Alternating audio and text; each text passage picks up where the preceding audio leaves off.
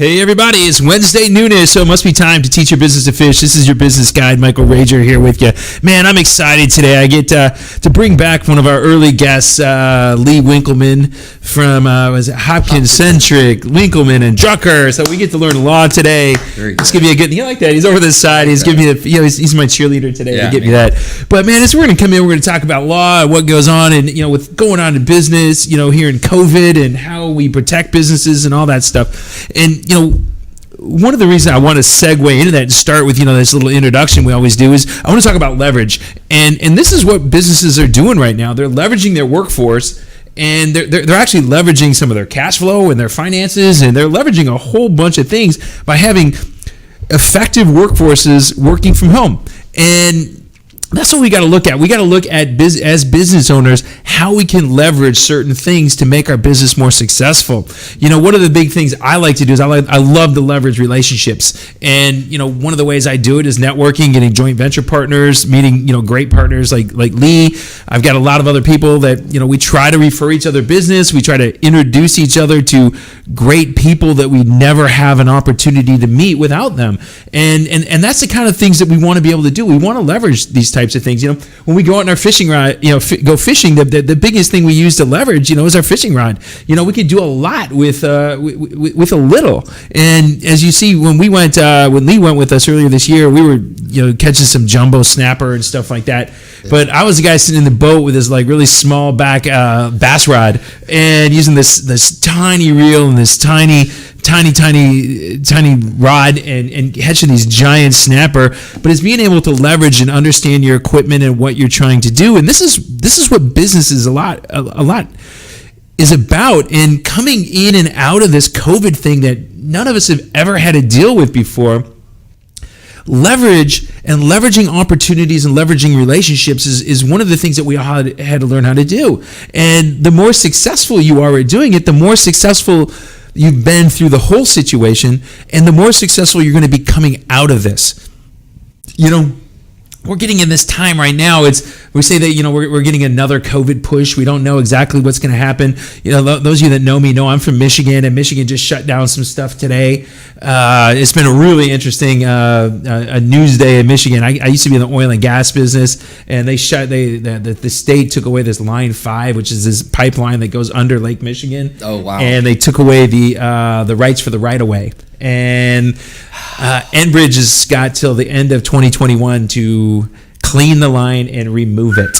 And it's been in service since 1953. So it's going to be really amazing, a lot of things that are going on and what's happening and how that's going to shift what happens in the pipeline industry. Because I do a lot of stuff. I came from that industry. I do a lot of stuff with oil and gas companies.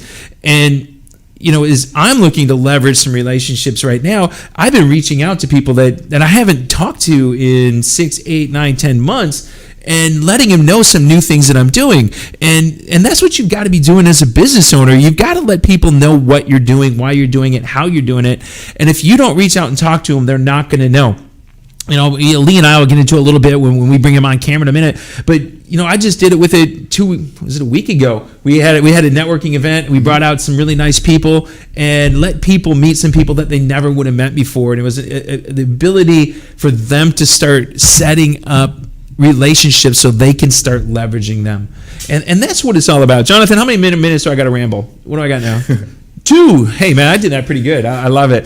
But this is the thing that we want to be doing. We want to be looking at how we can set up opportunities for our company to be more successful, because that's where it's coming into now. We got to start looking at now. I think really the worst of everything's going over. We're going to be transitioning one way or another politically, and I'm going to tell you, as small business owners, it really is not going to affect you much at all.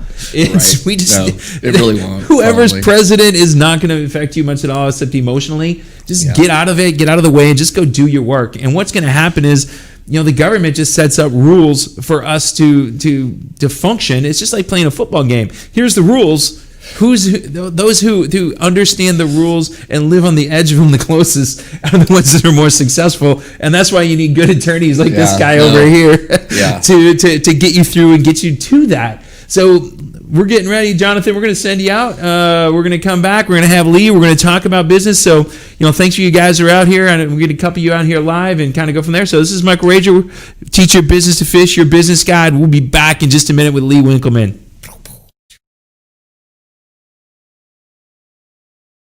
COVID-19 transformed the way we do business. Now more than ever, fast lead generation and customer retention will determine if a business survives or not. The Now Media Video Business Card is designed to be sent using your smartphone. It's the next generation business card that will open the door for you while keeping social distancing. The Now Media Video Business Card is affordable for anyone from startups to multinational companies and is already being used by hundreds of businesses. Stay open, stay in business. Call us today.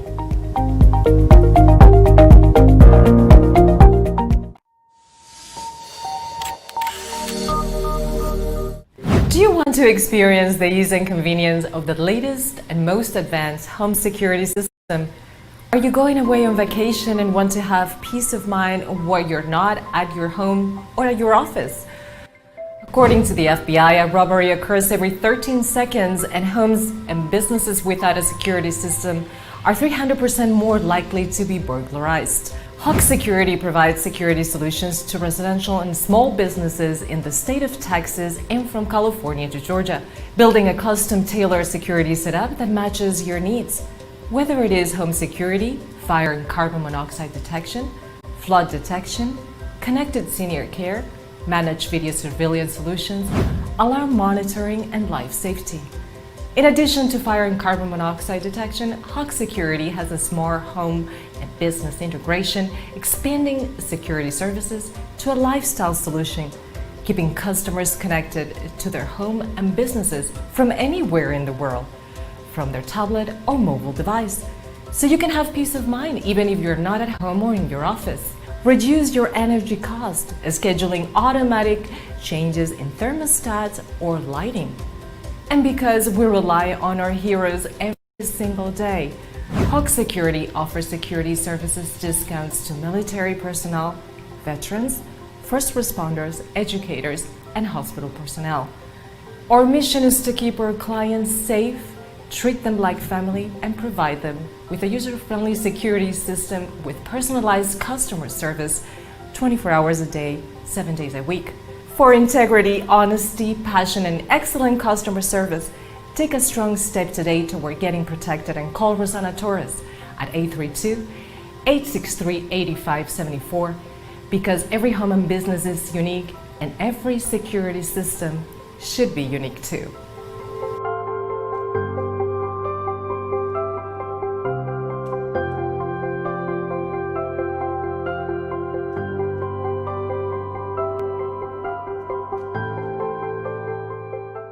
Hey, this is your business guide, Michael Rager. We're back with Teach Your Business to Fish. So we've got Mr. Lee Winkleman back. You were here in my early, I don't think it was first show, second show. You were really early. My beard has gotten so much bigger too. That's crazy. It's gotten fuller. Yeah, it's my. I have vowed not to. I haven't cut my hair. Well, I've shaved, but I haven't cut my hair since 2020 started. So okay, yeah, it's my 2020 haircut. I got a guy that I work out, and he's got the little man bun now. I can do a man bun. I never thought I'd be able to. I don't ever wear it in public, but yeah, in the comfort of my own home, it's actually pretty comfortable. So. Is it? I've never had enough. Yeah, no, I can't lie. So I can't grow the beard either. I look like Shaggy from Scooby Doo. Yeah. After about about 3 weeks, and it's just not. When are you gonna? You think you're gonna hit puberty? Is that gonna? Yeah, exactly. It's one of those things. My 8-year-old's got a better mustache. Yeah, exactly. I know. I hear you, man. All right, man. Well, let's catch up a little bit. What's going on in the law world, man? What's going on with your company? You guys were fairly new when we met. Brand new, coming along 6 months since. God is good. That's all I'll say. We've been very blessed we've just kind of gone off like gangbusters and been very, very busy. We've hired a new associate. We've hired a couple new folks. So it's, we're growing, blowing and growing, and just, so that everyone knows, I'll give my spiel for the firm. I think we've gotten a little bit better focus on kind of the services that we're offering and stuff like that. But we're a firm, we're a law firm. We're up in the Woodlands, but we do work all over the state. But we're a firm for businesses, business owners, and business people. Okay. Literally, if you're one of those folks, we're going to be able to help you. You know, we even have family law, kind of trust and estates, wealth planning section for business owners, for business people. I do a lot of work personally representing CEOs and key employees and negotiating their contracts with larger companies. So, and then we also represent businesses in all manner of transactions, disputes, and that sort of thing. So well, that's cool. Is when we met you guys, man, it was right kind of early on in COVID. I think we were just kind of coming out the first time we were allowed to go out. Exactly. And you and Kirby and Joe, we all went fishing together with George Montes, who we gotta get George. He needs to come on this show, and he's just like afraid to sit on that end of the microphone. The thing is, George is like literally one of my favorite people in the world, and he's got such a good heart. And yes, we have absolutely. I know he's got something to share. He's got something to share for everyone. He knows the Houston real estate market is. Dude, that guy is good. He is good. George Montes. If you need a commercial broker, that's your guy. Yeah. So we're gonna get him on. So when we started talking the other day, you said, "Hey, I want to come back on. I want to talk about some things that are going on because people, unless you have a team and this team is now working from home." That puts together some new challenges for business owners, doesn't it? Yeah, 100%. I mean, I think I want to back up to something you said in your intro, which was relationships. Okay, leveraging relationships. The most important relationship a business has is the relationship with its employees. Yep. Okay, that is a very regulated relationship, but it's also a relationship that is like you don't exist without your employees, right? If you don't have anyone, you may have all the vision in the world, you may have the best business plan in the world, but if you have no one to execute it, it's not worth anything.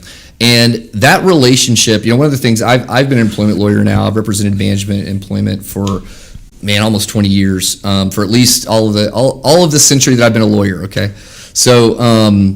And one of the things that I always want to stress to my clients is that when we look at the law is always just it's like our floor. Okay, it's not our ceiling. It's not like we're going to say, well, we're following the law, therefore we're doing the right thing for our employees. That's like it's expected you're going to follow the law to do the right thing for your employees. But what you can do is if you're a business, to be a good business, you not only want to be profitable, right? That measure good. That's sort of like that's the raison d'etre, the reason for being.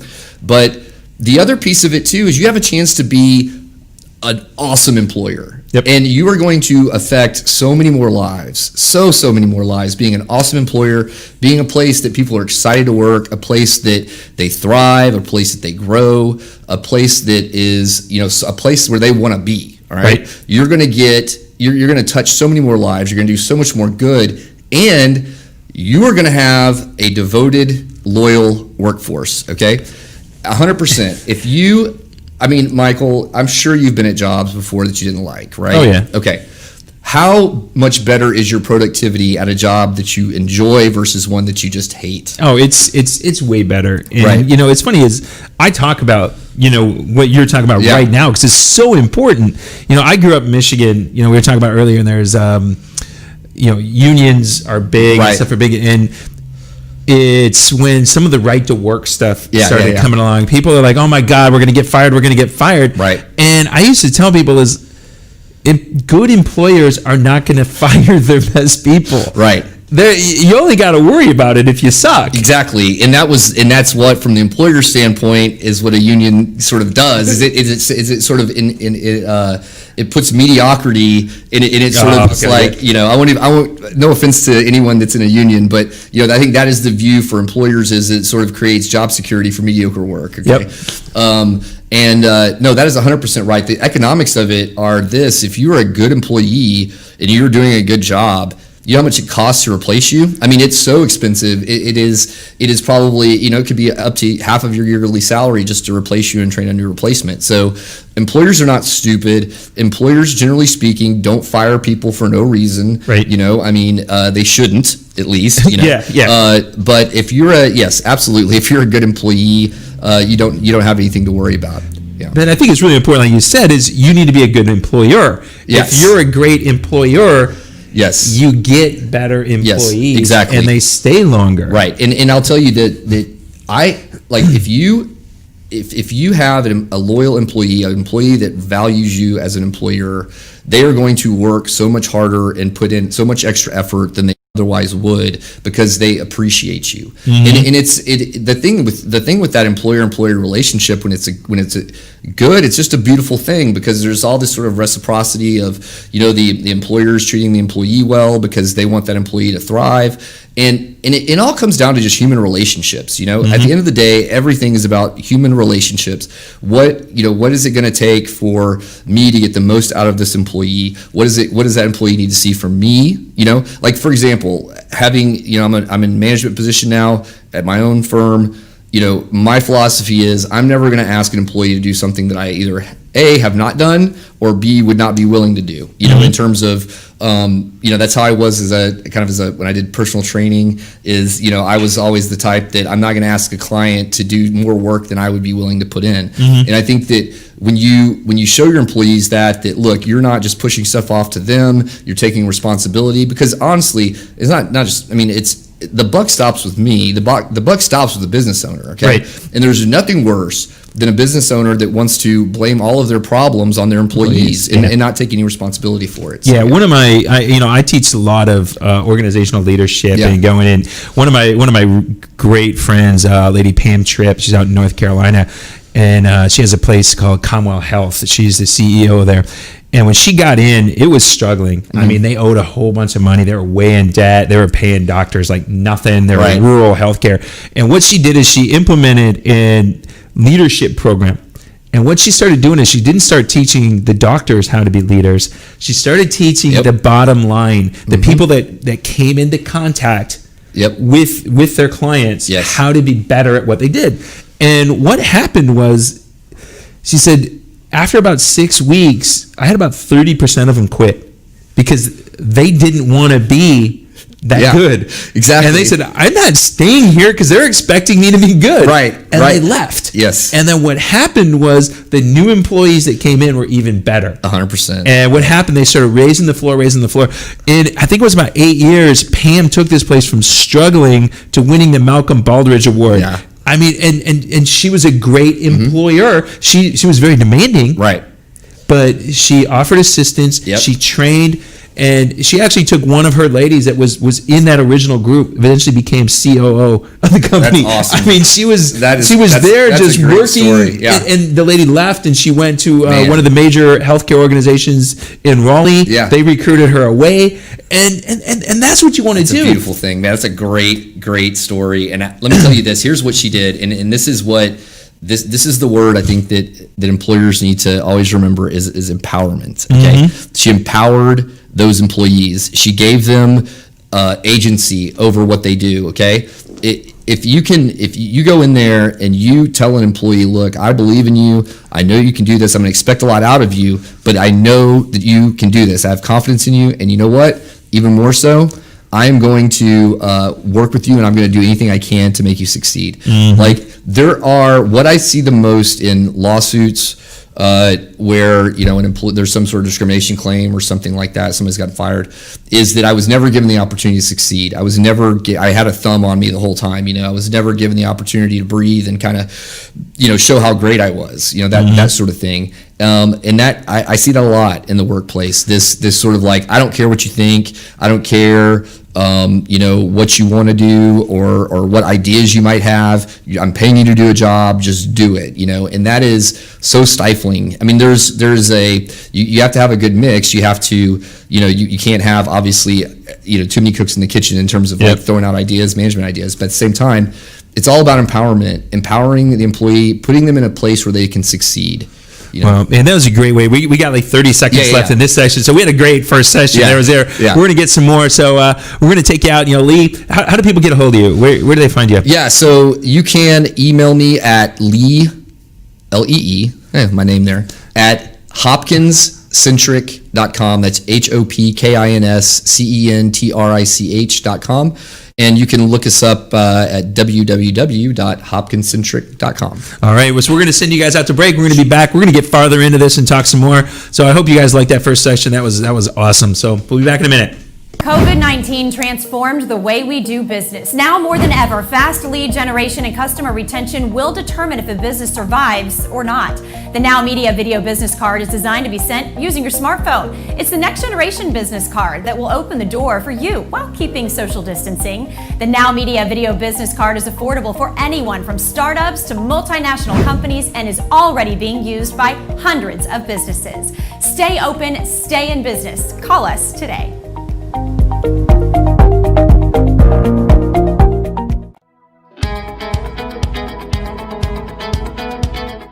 Hi, this is Scarlett Horton. You may remember me from the morning news. We know that finding the right team for your painting project can be overwhelming, and if not done right, a painting project can easily go over your budget. At CertaPro Painters of Central Houston, our professionals will ensure your residential or commercial painting projects run smoothly and are convenient for your schedule, leaving you time for what matters most. CertaPro of Central Houston has been serving the Houston metro area for more than a decade and has a solid reputation. You can read reviews from our clients and see examples of our work on our social media pages, letters of recommendation, website, and Google reviews.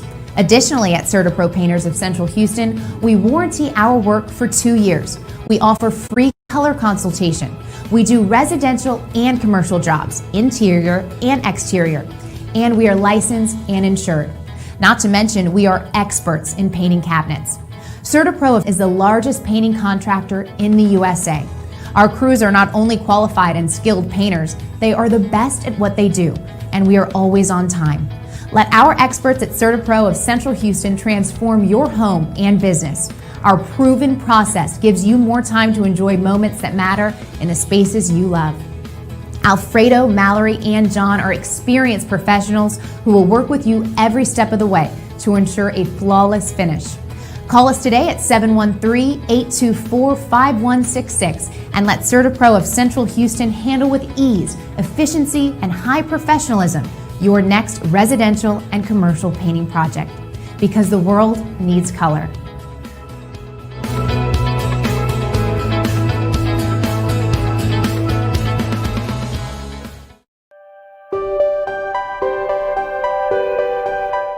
The right tax team is key to any successful business. At America's Tax Firm, our goal is to help individuals and businesses of all sizes with accounting solutions and tax strategies that yield profitability, sustainability, and growth. At America's Tax Firm, we have a team of experienced tax consultants and advisors that can help your company optimize business strategies to minimize taxes and reduce liabilities. From preparing and filing your personal or business taxes, or choosing the right legal structure for your business, to resolving complex tax issues with the IRS, America's Tax Firm is your turnkey solution.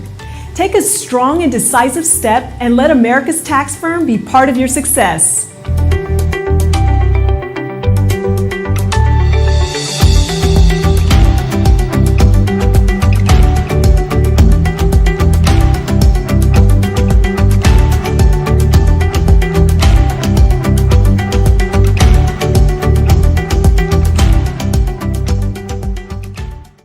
All right, we're back with Lee Winkleman from, let's go through it all again. Hopkins-centric, Winkleman and Drucker. Yeah. HCWD. Just remember that. HCWD. All right, man. These law firms, man. Dewey, Cheatham, and Howe. I was going to say that.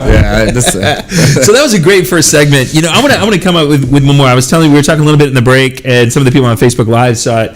But, you know, a couple years ago, I got to sit down with Johnny Caraba, and I just happened to be at an event. He was at my table, and one of the things he talked about to me, and he said, Mike, he goes, I'm so proud when one of my employees gets hired away by one of my clients. 100%, yep. You know, what does that say about an employer? Yeah, no, for sure. It's because they know that employee, right, is if they're a client-facing employee, is doing such a good job for you, on your end, you know, for your as an employer, that they want to get hired away. I mean, that is there's no bigger compliment than that. There's absolutely no bigger compliment. If I have a lawyer that's working for me at the law firm and they get hired away by a client to be an in-house lawyer, that just tells me I have good taste. Yeah. you found good people. Yeah, exactly. And then, but the great thing is that in that situation, is that generally speaking, that relationship continues. That lawyer that works in house will send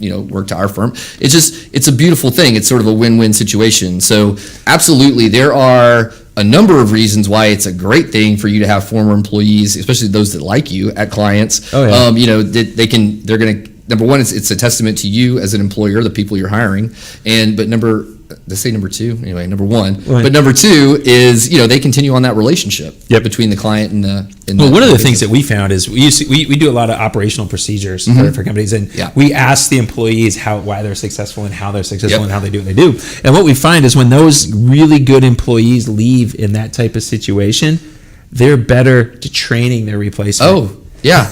They're going to train their replacement up for success, and it just makes you look better. It is, man. There is. I always tell every new employee I work with, I tell them this. I say, look, all I care about is your give a shit. Okay, all I care about is that you give a shit about this job and you want to do a good job, because I can work with lack of knowledge. I can work with lack of ability. I can work with lack of skill. I can teach those things and work with people on those things. What I can't do is I can't get inside of your head and I can't make you motivated. I can't motivate you to do this job. I can't motivate you, I can give you all the external motivations in the world, but until you have those internal motivation, what I call the give a shit, it's just not gonna work out. Because look, I've been in jobs, trust me, I've been there. I've had jobs that I'm just completely disinterested in and I'm just doing, just to do. And I know how much productivity the employer's going to get out of me on that end. So it's like, I think we've all been there. We all know this intuitively, but it's just something that we really need to be cognizant of. And because here's the thing is that one of the perverse incentives is that a lot of these things we're talking about to promote a great workforce and to promote loyal employees and employees that love you and want to work for you, is it can be expensive and it can cut into the bottom line. But I tell employers this all the time, is at the end of the day, it's only going to help your bottom line. Like you may see an initial hit there, you may be spending more for certain things than you otherwise would, but that you're going to make that up in gains in productivity. You're going to make it up in here's the other thing too. If you need a referral system within your company, if you need a new employee, you have these great employees, they know people that are, it's a beautiful thing. It is. Well, let's go into what we were talking a little bit about. So now we're working from home. We got COVID, and we're the employer. Yes. It was really interesting. You were talking about, some things that employers don't think about now that they got employees working from home. Right. What's one of the top things that employers need to think about? Well, okay, so the number one thing is, I'm going to get to the laws in a second, but man, the number one thing is, can the employee do this job from home? Okay. I am personally someone who cannot work from home. I do not like working from home that much. If I'm going to dig into something, I need to be at the office. And for me, it's a mindset thing, okay? Because I have boundaries and I like to set boundaries at my home. And that's a whole nother ball of wax, the boundaries. But you really need to have a frank discussion with your employees, because here's the thing. Right now, at least, no one's required to work from home, okay? Everyone is, pretty much open back up. There are laws having to do with COVID that you have to comply with, but if somebody's seeking out a COVID diagnosis or somebody actually has COVID, but for the most part, everyone can be back at the office. But I know that not everyone's gone back to the office. So what I've seen is this sort of, because we were forced into it, there was never a question as to whether or not this was a good idea for certain employees.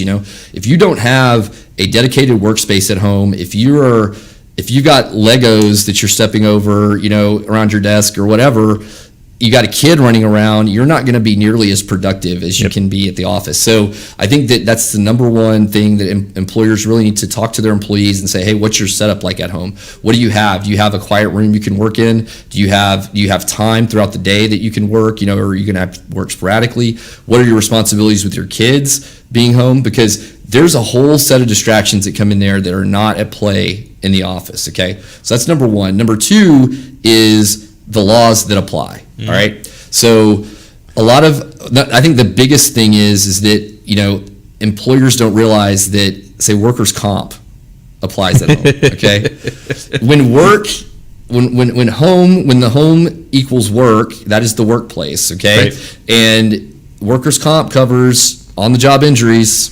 So, look, you don't know as the employer, like I mentioned the Legos a second ago, like an employee is working, gets up, you know that at least at work, at the office, there's not going to be Legos on the floor. And if you've ever stepped on a Lego with your bare feet, you know how painful it can be. I got a 9-year-old. Yes, man, it is the worst. So anyway, I use this as an example. It could be anything, but you could be, just have an unsafe workplace at home and trip over something and get hurt. Now you got a workers' comp claim. I'm making a sandwich, cut my finger off, whatever. But, at home, during my lunch break or what have you, or is it at my lunch break? This is the question. Is that a workers' comp claim? So these are not like cut and dried, easy answers because the person does have to be working, right? But it's a whole new set of things that I think people haven't thought about. And quite frankly, I bet there's a lot of employees that don't understand, that have been injured at home, that probably don't understand.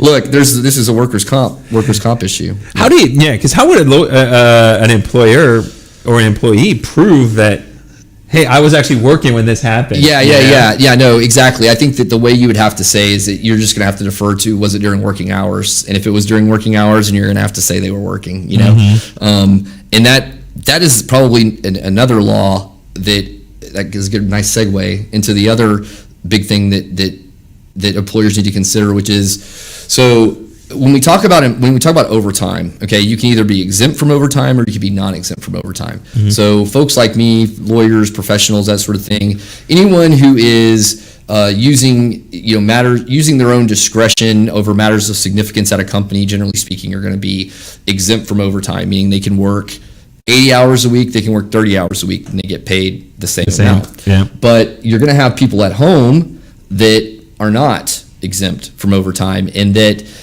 boy, you've got to have, and this has come down from the Department of Labor, that you had better have a really good system of entering time contemporaneously, or else if this employee comes back and says, well, I just got a hankering to do some work at 2:00 in the morning and decided to work all night, or something like that, controlling employees' hours. The biggest thing, though, and I run into this with these, when dealing with non-exempt employees who are working from home, is, management needs to stay out of their hair when they're not working, okay? When working hours are over, don't email these people, do not text them, and I'm offender number one. And look, and if you are, you need to be very clear that this does not need to be responded to until you're back on the clock, because that's work, and enough of that adds up over time. So yeah, I would say that the workers' comp consideration is a big issue, but really the keeping track of hours, making sure that you're not leaving yourself exposed to some gigantic overtime claim is another. Yeah, I used to be in the oil and gas industry, inspection. Yeah. And there's tons of lawsuits. I'm getting contacted right now. I've done tons of lawsuits. Pipeline inspections. Oh man, yes, there is. You go give me some money from before? Well, I'll tell you, I think I've had in 2014. I remember I had like 3 or 4 of those. I mean, there's been a lot. That's a big area, oil and gas, where these overtime claims, and it's because these guys make so much money. They make so much money as it is, and then whenever you start to put that down to an hourly rate, the damages are through the roof. Yeah, we used to get paid. And I used to hire people this way. We used to pay them a day rate. Yes, day rates. This is what you get paid. Whether you work 1 hour, you work 20. Exactly. And I felt was if you agreed to it. I will say this about day rates. There are like, I won't get into it here, but there are ways to do a proper day rate and calculate overtime and everything. But here's the thing: you said what you said about you've agreed to it. Okay, there are just some things in life that the government will not let you waive. Okay, and being paid minimum wage, being paid. I mean, listen, we've got to be fair, we don't have a great track record in this country of paying people for work, okay? Like at certain periods of time. So it is a right, it is something that is sort of ingrained in the national consciousness, and it is you're very hard pressed to get an employee to ever be able to waive overtime that they're due. And in fact, if you want to settle an overtime claim with an employee, you generally have to get Department of Labor approval or court approval. So you can't even do it outside of that system. See, I'd like to go back to some I worked in the early 90s, dude, because what we used to say was the more hours we worked, the less we got paid per hour. Yes. We used to call it Chinese overtime. We didn't understand it, but it's like, dude, I'm done at 6. Right. You know, we're working 6/10s. I'm done. I ain't working anymore. Yeah. Because we had to fill in every hour we worked. Yes. And I was like, my paycheck's smaller, dude. Yeah. I worked 70 hours. I got made less than I did when I made 60. Right. How did that happen?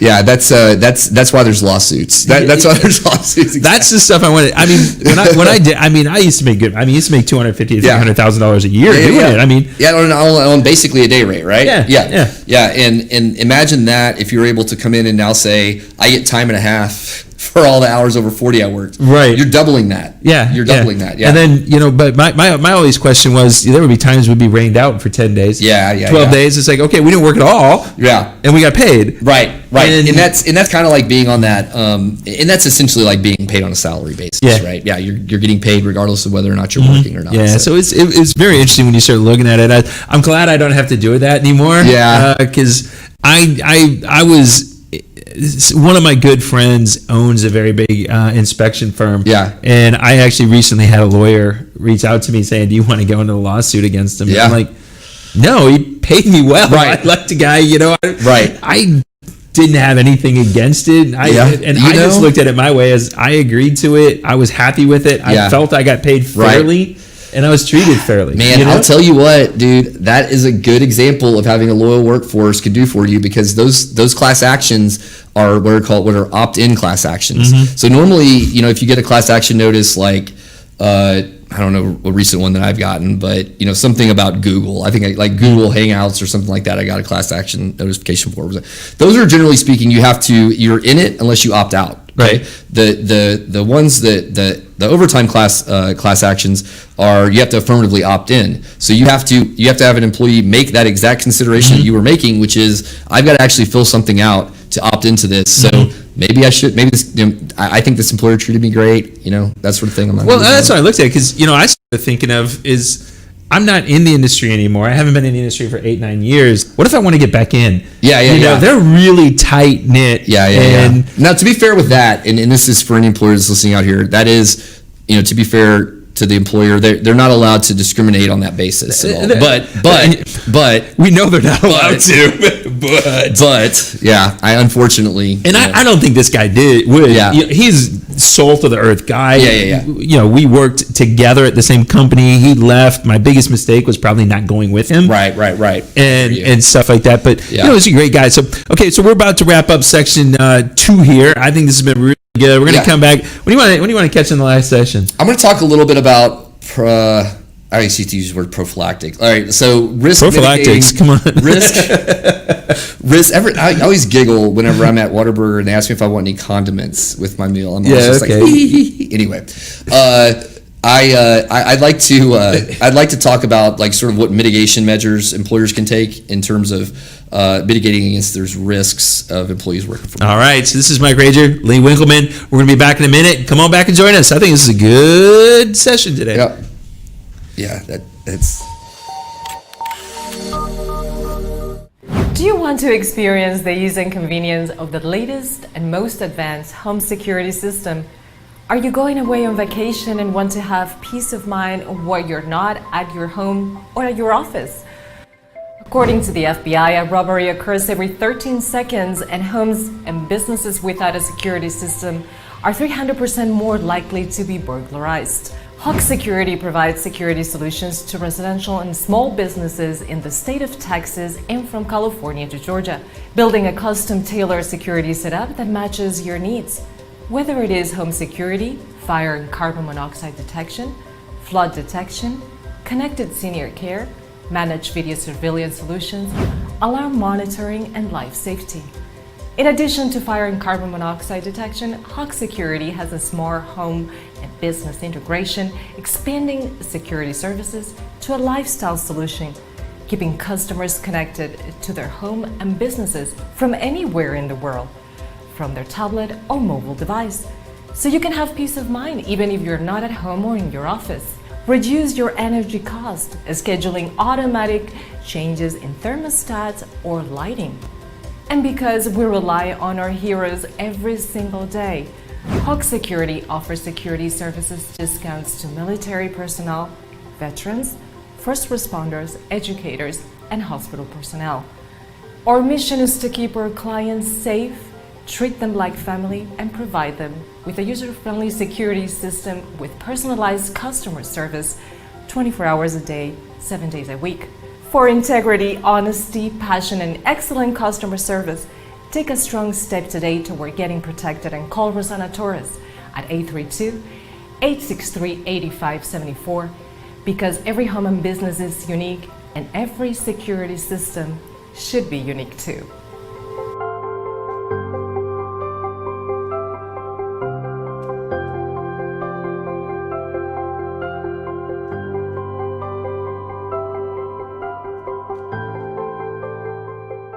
COVID-19 transformed the way we do business. Now more than ever, fast lead generation and customer retention will determine if a business survives or not. The Now Media Video Business Card is designed to be sent using your smartphone. It's the next generation business card that will open the door for you while keeping social distancing. The Now Media Video Business Card is affordable for anyone from startups to multinational companies and is already being used by hundreds of businesses. Stay open, stay in business. Call us today.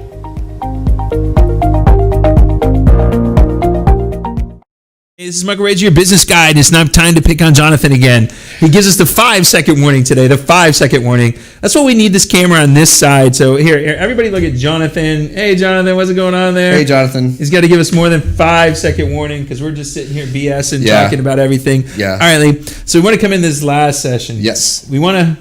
What's the focus right now? What are we going to focus on in talking to help business owners? Yeah, I think that here's the bottom line. So in having a workforce that is working from home, you need to have the hard conversations with employees about whether they can actually do it. Okay. Mm-hmm. And what I would encourage you to do is be very wary of boundaries. Okay. Like I mentioned my boundaries earlier. Whenever one of the things is if I'm working from home, boy, I'll just work. Mm-hmm. I'll just work. Family will not get any attention. And, it is, but that's sort of me. So I have to have these very set boundaries of this is my home time, this is my work time, that sort of thing. Your mileage may vary. All employees' mileage may vary. I think everyone is different when it comes to that. But I think having the difficult conversations about, ability to work from home, boundaries, what if you're not able to work from home, what can we do to help you work better from home? What kind of setup can we get you? Maybe you come into the office a certain number of hours and work from home a certain number of hours, whatever. Just don't assume that your employees can do a successful job working from home. I've already had, during this pandemic, I know I had 2 clients call me that had to fire people that were working from home that weren't doing, weren't productive. Right. So it's an issue that's coming up. Now, I've heard him also say, well, this same person wouldn't have been productive in the workplace, which, can be true. I mean, if somebody's motivated, they're motivated, but they may have distractions at home you know nothing about, okay? That's number 1. Number 2 is get a really good work at home policy, okay? This is like a written policy, and of course, it's something we can do for you here at HCWD. But no, it should definitely have. What do we do about hours? What do we do about tracking hours? If we're exempt employees, for example, are making sure that they're still doing exempt work from home. Because if they're not, sort of engaging in these matters of significance, if they're not exercising discretion or authority over matters of significance, they can actually lose their exempt status. Okay, so we need to make sure that our exempt employees are still doing exempt work from home. And then for our non-exempt employees, we need to make sure that we are tracking hours. We're going to put in place, overtime authorization forms, which, by the way, those are very popular. And with those, I always tell my clients, like, they assume you don't have to pay somebody if they don't have authorization to work overtime. Look, the standard is you either knew or should have known that they worked those hours. So all the overtime authorization does is kind of help you in that area. I generally always tell them, look, you're gonna have to pay the employee for the work, but you can fire them for doing it, essentially. Mm-hmm. Okay, so it's a disciplinary infraction. And really probably after the first couple times you don't have to pay them because it's clear they should be working overtime. But anyway, you're gonna want clear expectations, having your non-exempt employees work only during set times. So we're going to say you guys are only available to work or only able to work from 9 to 5. Any work done outside of that is unauthorized. You need to get permission to do it. Train your management on how to engage with non-exempt employees after, during hours and after hours. And then, you want to put into place expectations about, for example, confidentiality. Okay, if you've got really high-end confidential documents that are sitting out in the open at somebody's house, you don't know who's coming in and out of there. Yeah. So you want very clear expectations about that. So everybody, you talk about stupid stuff. One of my first time I ever worked for Exxon. I worked over there at Greenway Plaza. I was on a floor with only 2 people on the floor. Oh, wow. And so I'm working on this pipeline project that was public knowledge. It's Right. everything out there. It's like my second day. And I was told that every time you left your office, you had to lock it. Yeah. And I came back one day, I had to go pee, and I was gone for like 4 minutes. And I don't know where it came from, but there was a frowny face sticker on my door. See? And I'm like, what is that? You had your door unlocked. I left my door unlocked, and I'm like, but everything that's in my office is Right. available online. Right. I'm not working on anything confidential. Right. But you talk about losing respect as an employee. Yeah. Like a frowny face sticker, dude. I thought I was like in 4th grade. Right. Yeah. It's you're paying me $200,000 a year. Yeah. And you're putting frowny face stickers. Yeah. on my head. And especially if it was a frowny face sticker that you were supposed to decipher as to what the frowny face sticker was for. I just want to know where the person came from because there was Yeah. only 2 of us on the. Right. Was somebody like spying on me, waiting for me to go pee, and then running up to check to see if I locked my The door? answer to that question is Was yes. yes. 100% yes. I know it That's was absolutely yes. what happened. Yes. There was a camera, and they saw that you did not lock your door, and then Somebody from HR came down there with the frowny face sticker. I will tell you this. I've Exxon. I don't know how long ago this was, but kudos to Exxon now. I will say this. They have one of the best HR departments at any company in the country. They do. That would just is like, oh my Yeah. gosh. Like, Yeah. really? Okay, fine. Yeah. Tell me once. All right, I got in trouble. HR. I love HR. I mean, I love HR professionals. They're my people. I'm at heart an HR professional because I'm in HR. I'm at heart kind of a lover of human beings. I think that you have to do that to be in HR. But I will tell you some of the stuff that comes. It's kind of kiddish. It's kind of 4th grade. Yeah, I get it. Yeah. I get it. So one of the things, what you're saying, I don't know if you guys seen it. It's a software that we use to go into companies called Trainuals. Okay. And so it's a software that kind of sets up who does what, how, why. Yeah. But there's a lot of video and there's a lot of stuff training on there. And Yeah. what we can do, and I wondered how this could help, is the employees need to test out that they understand the rules. Yes, So you could put a exactly. section. Here's my work at home. Right. They go through. You as the employer can Right. see that they watch the modules, Right. whether it's written or video, and then they can go ahead and test it out. And this is a perfect segue into a lot of what you do is, I think to me, if you're going to have a remote workforce, it is absolutely essential that you have things automated, you have policies in place, procedures in place where there's no sort of second. I mean, for everything, everything that needs to be done needs to have a procedure involved because you're not necessarily going to have the same interaction you're going to have at the workplace where you can just go ask somebody or something like that. These things all need to be written down. It needs to be followed. Yeah, I'm going to tell you, 95% of businesses have absolutely no policies and procedures No. right now. They're horrible. Yeah, for sure. And the thing is if your key employee leaves, yeah. you're screwed. 'Cause Exactly. You don't know what they do. You don't know anything what they do, or if somebody gets COVID and has to go in the hospital. I mean, there's a good, God forbid, or whatever. I mean, that is something I know that we as a firm have really invested in a lot. Is coming up with our own, policies and procedures and automating things. And man, that what you're doing there is just so invaluable. I mean, it's just you can't put a price tag on it because that is what gets you running like a well-oiled machine. Yeah, it does. It really does. It's what makes your company valuable. It does. Yeah. And as I'm teaching all my clients, you build a company that's a sellable asset, whether you want to sell it or not. Correct. Because now it's running as a well-oiled machine, and as you know, that about 90% of businesses don't sell because they want to. They sell because they have to. Yeah. So let's be in a position to get the most money out of it. And all this is going to do is going to make your life better. I mean, it's going to reduce the number of headaches that you have as a business owner. The more you can get things automated and get things off of your plate and get things out of people's head, that's the biggest thing. We used to call it an epistemological black box. Okay, so this is like this idea that if there would be lawyers that if they died, like an entire case would be taken with them because they knew everything about the case. They knew everything that was going on has never been written down anywhere else, and that's such a dangerous place to be. Well, we had one of the companies that I had before this, Corporate Memory Solutions, that we just bankrupted it last week. But it's gone now. I don't owe any debt on it. But we went into a major law firm and we sat down and showed them what we did. We wrote these flow charts on how work was moved, and we're sitting there with the two of the partners, and they just looked at me.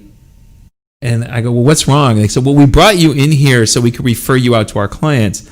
And so we just realized that we've got 3 legal secretaries, and between the 3 of them, they got 110 years of experience in this firm.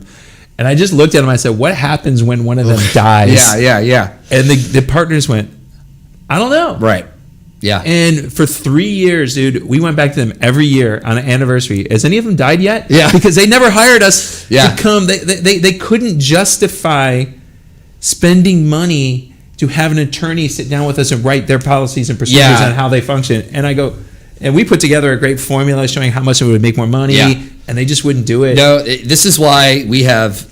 I'll give a shout out to Madison Hubbs. She is we just transitioned her over to our legal administrator, which is that's the person who's a non-lawyer that's in charge of doing all the non-lawyer stuff at the law firm. Okay, like meeting with you and stuff like that.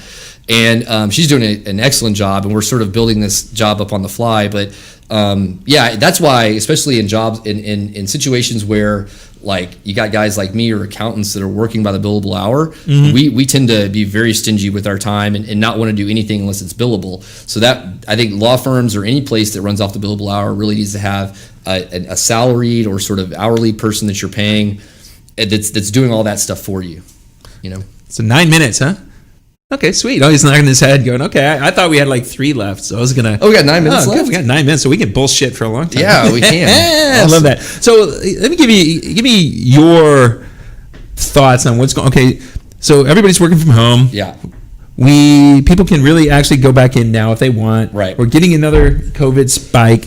What do you think is how long do you think business owners are going to keep people out? Okay, so I will tell you right now, this is a 100% true story. I started at a law firm. My very first law firm job out of law school was at a firm called Baker Botts. It's a big size kind of national law firm based out of Houston. And I worked in the Dallas office.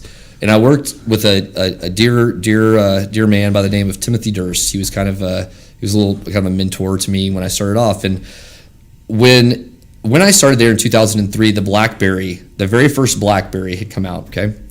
And the partners were the only ones that had them. It was a big deal. And these were gross looking little things, man. They looked like a pager, but you could get email on them, but it was like really hard to read. Anyway, Tim was so excited about this, and he came to me and I was asking him about it, and he said, Lee, I'm going to tell you this right now.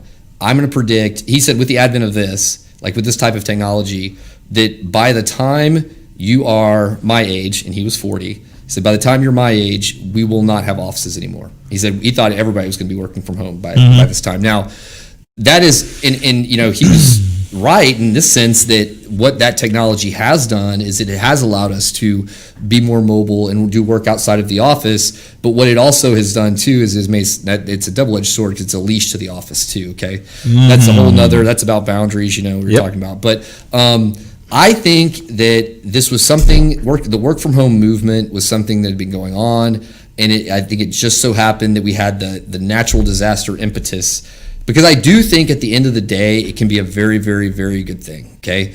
Because, listen, I've had to commute 2 hours a day, okay? No, seriously. And the stress, the strain, the time suck that a commute takes out of you is, once you're rid of it, you can't put a dollar figure on it, okay? So you're getting people that are not having to commute. They're able to... they're not having to leave their homes. There's a comfortability people have at home, and if there's just a dedicated place for that employee to work and there's no distractions, I don't see any reason why. I think most employees report subjectively that they feel more productive at home than they do at work. And a lot of it is just the simple fact of having to go somewhere and be somewhere all day. Yeah, well, it's funny, they commute, you say it. That's why I'm in Texas. Yeah. When we sold, me and my partner sold our company in 1999, 2000. We sold it to an engineering firm out of Boston. they had just bought and partnered with a company out of Pearland. And so we were out of Louisville and Right. Cincinnati. And essentially they bought me. Right. I was the one who had all the connections into the oil and gas industry. I was the one that knew everybody. He ran it. Right. So they bought me. He went out. They brought me in to run the partner. And I had the option to go to Boston or go to Houston. Okay. And I couldn't afford to live anywhere. They were paying me good. Yeah. I couldn't afford to live anywhere near Boston. Yeah. I was going to have to live in New Hampshire. Yeah. And I wasn't going to take the train Yeah, for 45 minutes each way. I was Yeah. not going to waste an hour and a half Yeah. of my day sitting on a train. Yep. And that's why I came to Houston, because I ended up moving into an apartment that was right across the street from the yeah. office Yeah. in Pearland. Yeah. And we didn't have meetings with anybody till 10 o'clock. Yeah. So we could let traffic clear. Right. It meant nothing. Yeah. And I've been driving around lately, and traffic's coming back, and it blows. I hate it. I do too. Yeah. No, I noticed the exact same thing. Traffic is coming way back, and I'm surprised because I thought people would be there'd be another push. Well, but I don't know, but like downtown's a ghost town. It is a ghost town. So where's everybody going? Yeah, PricewaterhouseCoopers, or I don't know what they're called these days, but one of the big accounting firms. I mean, this is national accounting firms.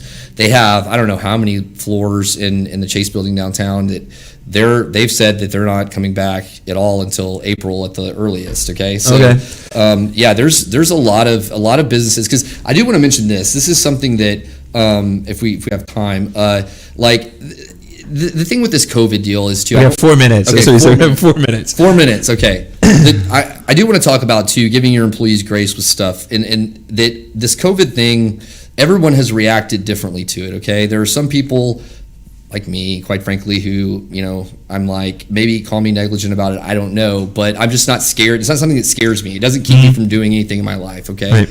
There are other people who are absolutely scared to death of it, whether that's founded or unfounded. We can argue about that all day, and that's not worth arguing about. The fact of the matter is that person is scared, and that person's going to get triggered if they have to come to work. Boy, that's a whole nother. We could do a whole nother podcast on triggers, okay? But things that trigger people. But, Maybe in a couple of weeks. Yeah, absolutely. But triggers.